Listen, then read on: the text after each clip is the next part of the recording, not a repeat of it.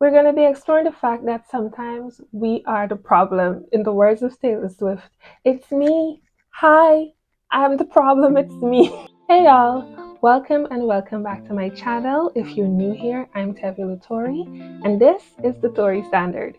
If you're not new here, welcome back. Come on in the room. We've got a quick, really important topic to chit chat about. And I know this year we've really been focused on your leveling up journey, and how to basically become a better version of yourself. I know it's hard sometimes, and it takes a lot of courage and a lot of self-awareness to actually dig deep and point out the things that you see need to be worked on and need to be improved, and then begin to take the steps to improve those things.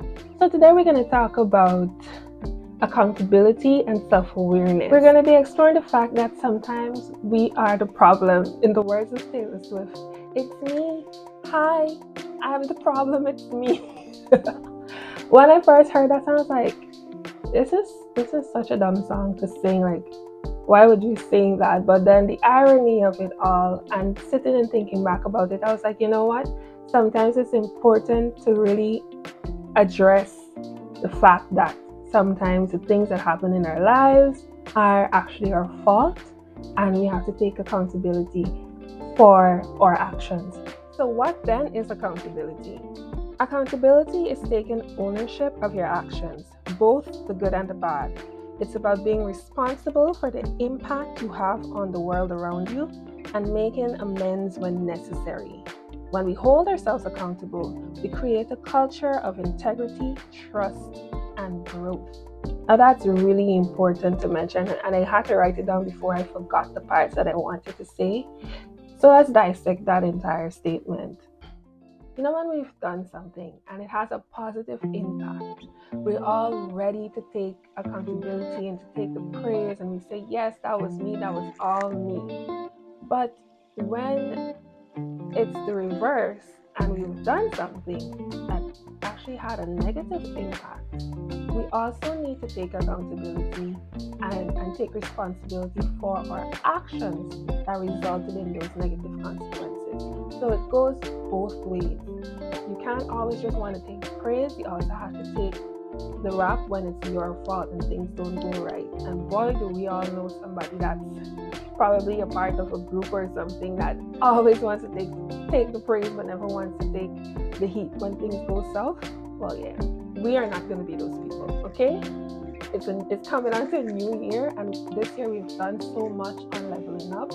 Next year, we are definitely going to be proactive about being a better individual. Come on, guys, look at all the trash that's happening in the world today. We don't need any more terrible people around. And mind you, taking accountability is not giving an apology. An apology is a byproduct of accountability. You first have to take responsibility for whatever you did or did not do, and understand that it would have caused somebody else harm, discomfort, whatever the case is, and then you proceed to make amends, which often begins with an apology and then a recourse of action. So that is what accountability is. And we are aware, especially for women, that it's not the easiest thing to do. We always like to say, oh, men are the worst and it's the men's fault, it's the man's fault, but it's coming on to a new year. So we are going to show that we have done the work, and we are going to begin to take accountability for our actions. And sometimes we really can be terrible people. It could be triggered by some emotion, something could have triggered it, your attitudes in the moment. And it's really important for us to be self-aware enough to identify the triggers that would have caused us to act in a certain way that is unbecoming of the better version of yourself. And to become and continue displaying attributes of your higher self, your better self, your best self, we have to be self-aware. And we also have to take responsibility for our actions. And the next part of the statement says, proceed to make amends. So this is the part that I was saying, it's not just giving an apology, because sometimes we say, oh, I'm sorry, and we do not mean it. And we have no intentions of changing our attitudes or altering our attitudes or even our examining our thought process behind whatever led us to make those decisions.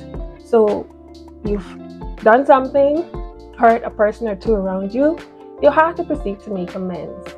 So say you're sorry, mean it, and then try to change the action. We live in a world today where it's always, this is me, take it or leave it. That could be a good thing and a bad thing, and I always say this.